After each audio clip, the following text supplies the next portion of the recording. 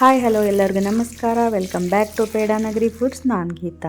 ಇವತ್ತಿನ recipe north Karnataka special ಕಡಲೆ ಸೊಪ್ಪಿನ ಪಲ್ಯ. ಇದನ್ನ ತುಂಬಾ ಸಿಂಪಲ್ ಆಗಿ ಹಾಗೆ ಟೇಸ್ಟಿಯಾಗಿ ಹೇಗೆ ಮಾಡ್ಕೊಳ್ಳೋದು ಅಂತ ನೋಡೋಣ. ಹೊಸದಾಗಿ ಯಾರಾದ್ರೂ ನನ್ನ ಚಾನಲ್ನ ನೋಡ್ತಾ ಇದ್ದೀರಂದ್ರೆ ಈಗಲೇ ಸಬ್ಸ್ಕ್ರೈಬ್ ಮಾಡ್ಕೊಳ್ಳಿ. ಹಾಗೆ ಪಕ್ಕದಲ್ಲಿರೋ ಬೆಲ್ ಬಟನ್ ಕೂಡ ಕ್ಲಿಕ್ ಮಾಡಿ ಹೊಸದಾಗಿ ಬರೋ ವಿಡಿಯೋ ನೋಟಿಫಿಕೇಶನ್ಗೋಸ್ಕರ. ಹಾಗೆ ವಿಡಿಯೋ ಇಷ್ಟವಾಗಿದ್ರೆ ಲೈಕ್ ಮಾಡಿ, ಶೇರ್ ಮಾಡಿ, ಕಮೆಂಟ್ ಮಾಡಿ. ಸೊ ಬನ್ನಿ, ಹಾಗಿದ್ರೆ ಈ ಕಡಲೆ ಸೊಪ್ಪಿನ ಪಲ್ಯನ ಹೇಗೆ ಮಾಡೋದು ಅಂತ ನೋಡ್ಕೊಳ್ಳೋಣ.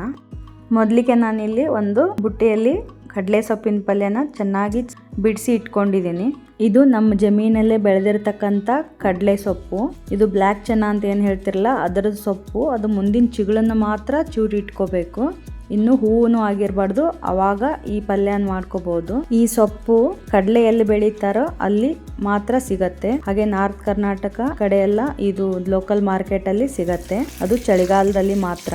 ನಾನು ಅದಕ್ಕೆ ಇವಾಗ ಸ್ವಲ್ಪ ಉಪ್ಪನ್ನು ಹಾಕ್ಬಿಟ್ಟು ನೀರು ಹಾಕ್ಬಿಟ್ಟು ಚೆನ್ನಾಗಿ ಇದನ್ನ ತೊಳ್ಕೊಬೇಕು. ಕಡಲೆ ಕಾಳಿನ ಸೊಪ್ಪು ಆರೋಗ್ಯಕ್ಕೆ ತುಂಬಾನೇ ಒಳ್ಳೆಯದು. ಈ ಸೊಪ್ಪು ಎಲ್ಲಿ ಸಿಗುತ್ತೋ ಅವ್ರು ಮಾತ್ರ ಮಿಸ್ ಮಾಡದೆ ಒಂದ್ಸಲ ಮಾಡ್ಕೊಂಡು ತಿನ್ನಿ. ಟೇಸ್ಟ್ ಮಾತ್ರ ಸಖತ್ತಾಗಿರತ್ತೆ. ಇವಾಗ ಇದನ್ನ ತೊಳ್ಕೊಂಡ್ಬಿಟ್ಟು ಇದನ್ನ ನಾನು ನೀರನ್ನೆಲ್ಲ ತೆಗೆದು ಬಿಡ್ತೀನಿ. ನೋಡಿ, ಈ ತರ ನೀರೆಲ್ಲ ತೆಗೆದ್ಬಿಟ್ಟು ಈ ತರ ಇದನ್ನ ಬಸ್ಕೋಬೇಕು. ಸ್ವಲ್ಪನೂ ನೀರು ಇರಬಾರ್ದು ಇದರಲ್ಲಿ. ಈ ತರ ನಾನು ಬಸಿಲಿಕ್ಕೆ ಇಟ್ಟಿದ್ದೀನಿ. ನೋಡಿ, ಇವಾಗ ಚೆನ್ನಾಗೆಲ್ಲ ನೀರೆಲ್ಲ ಡ್ರೈನ್ ಔಟ್ ಆಗಿದೆ. ನೆಕ್ಸ್ಟ್ ನಾನು ಒಲೆ ಮೇಲೆ ಒಂದು ಪ್ಯಾನ್ ಇಟ್ಕೊಂಡಿದ್ದೀನಿ.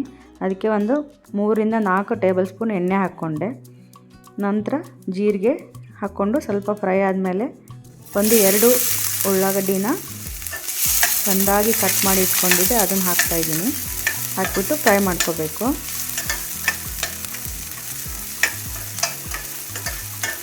ಈರುಳ್ಳಿನ ಚಿಕ್ಕದಾಗಿ ಕಟ್ ಮಾಡಿದರೆ ಚೆನ್ನಾಗಿರುತ್ತೆ. ಇವಾಗ ನಾನು ಸ್ವಲ್ಪ ಕರಿಬೇವಿನ ಸೊಪ್ಪು, ನಂತರ 1 ಗಡ್ಡೆ ಜಜ್ಜಿದ ಬೆಳ್ಳುಳ್ಳಿ ಹಾಕಿಬಿಟ್ಟು ಇದನ್ನು ಫ್ರೈ ಮಾಡ್ಕೊಳ್ತಾ ಇದ್ದೀನಿ. ಸ್ವಲ್ಪ ಟ್ರಾನ್ಸ್ಪರೆಂಟ್ ಆಗಿರಲಿ ಆನಿಯನ್ನ. ಇವಾಗ ಸ್ವಲ್ಪ ಉಪ್ಪು, 1/4 ಟೀ ಸ್ಪೂನು ಅರಿಶಿನ, 1 ಟೇಬಲ್ ಸ್ಪೂನು ಹಸಿಮೆಣಸಿನ್ಕಾಯಿ ಪೇಸ್ಟ್ ಹಾಕೊಂಡ್ಬಿಟ್ಟು ಇದನ್ನು ಚೆನ್ನಾಗಿ ಫ್ರೈ ಮಾಡ್ಕೋಬೇಕು.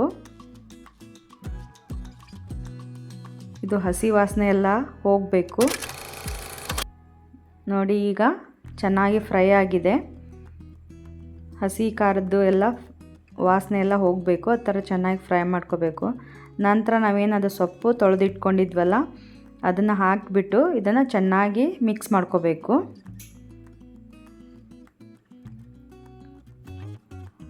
ನೋಡಿ, ಈ ಥರ ಚೆನ್ನಾಗಿ ಮಿಕ್ಸ್ ಮಾಡ್ಕೋಬೇಕು. ಸೊಪ್ಪು ತುಂಬ ಜಾಸ್ತಿ ಇರುತ್ತೆ. ಸ್ವಲ್ಪನೇ ಹಾಕಿ ಮಿಕ್ಸ್ ಮಾಡಿಕೊಂಡು ಮತ್ತೆ ಅದು ಮಿಕ್ಸ್ ಮಾಡ್ದಂಗೆ ಸ್ವಲ್ಪ ಕಡಿಮೆ ಆಗುತ್ತೆ. ಆವಾಗ ನೀವು ಉಳಿದಿರೋ ಸೊಪ್ಪನ್ನು ಹಾಕಿಬಿಟ್ಟು ಈ ಥರ ಇದನ್ನು ಚೆನ್ನಾಗಿ ಮಿಕ್ಸ್ ಮಾಡ್ಕೋಬೇಕು. ನೋಡಿ, ಇವಾಗ ಅಷ್ಟೊಂದು ಸೊಪ್ಪು ಹಾಕಿದ್ರು ನೋಡಿ ಇವಾಗ ಎಷ್ಟು ಕಡಿಮೆ ಆಯಿತು. ನೋಡಿ, ಈ ಥರ ಆಗಬೇಕು. ಫ್ರೈ ಮಾಡ್ಕೋಬೇಕು ಜಸ್ಟು ಮೀಡಿಯಮ್ ಫ್ಲೇಮಲ್ಲಿ ಇಟ್ಕೊಂಡು. ಇದಕ್ಕೆ ನೀರನ್ನೇನು ಸೇರ್ಸಕ್ಕೆ ಹೋಗಬೇಡಿ, ಅದು ತಾನೇ ನೀರು ಬಿಡತ್ತೆ. ಸ್ವಲ್ಪ ಸಾಲ್ಟ್ ಹಾಕಿರೋದ್ರಿಂದ ಸ್ವಲ್ಪ ನೀರು ಬಿಡತ್ತೆ. ನೋಡಿ, ಇವಾಗ ರೆಡಿ ಆಗೋಯ್ತು ಇದು. ಇವಾಗ ಫ್ಲೇಮ್ನ ಸ್ವಿಚ್ ಆಫ್ ಮಾಡಿಬಿಡಿ. ನೋಡಿ, ಇವಾಗ ಕಡಲೆ ಸೊಪ್ಪಿನ ಪಲ್ಯ ರೆಡಿ ಆಗೋಯ್ತು. ನಾನು ಒಂದು ಸರ್ವಿಂಗ್ ಬೌಲಿಗೆ ಸರ್ವ್ ಮಾಡ್ತಾಯಿದ್ದೀನಿ. ಈ ಕಡಲೆ ಸೊಪ್ಪಿನ ಪಲ್ಯ ಟೇಸ್ಟ್ ಮಾತ್ರ ಸೂಪರ್ ಆಗಿರುತ್ತೆ. ಬಿಸಿ ರೊಟ್ಟಿಗೆ, ಚಪಾತಿಗೆ, ಆಮೇಲೆ ಸೈಡ್ ಡಿಶ್ ಆಗಿ ನೀವು ಅನ್ನಕ್ಕೆ, ಮುದ್ದೆಗೂ ಮಾಡ್ಕೋಬೋದು. ತುಂಬಾ ಟೇಸ್ಟಿಯಾಗಿರುತ್ತೆ.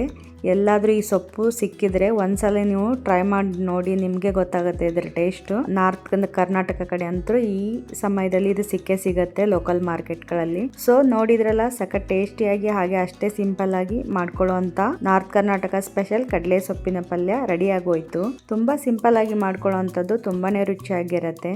ನೀವು ಬೇಕಾದರೆ ಒಂದ್ಸಲ ಟ್ರೈ ಮಾಡಿ ನೋಡಿ. ಹಾಗೆ ಹೇಗೆ ಬಂತು ಅಂತ ಕಮೆಂಟ್ ಮಾಡಿ ತಿಳಿಸಿ. ಹಾಗೆ ವಿಡಿಯೋಗೊಂದು ಲೈಕ್ ಮಾಡಿ. ಮತ್ತೊಂದು ರೆಸಿಪಿಯೊಂದಿಗೆ ಮತ್ತೆ ಬರ್ತೀನಿ. ಅಲ್ಲಿವರೆಗೂ take care, bye. Thanks for watching.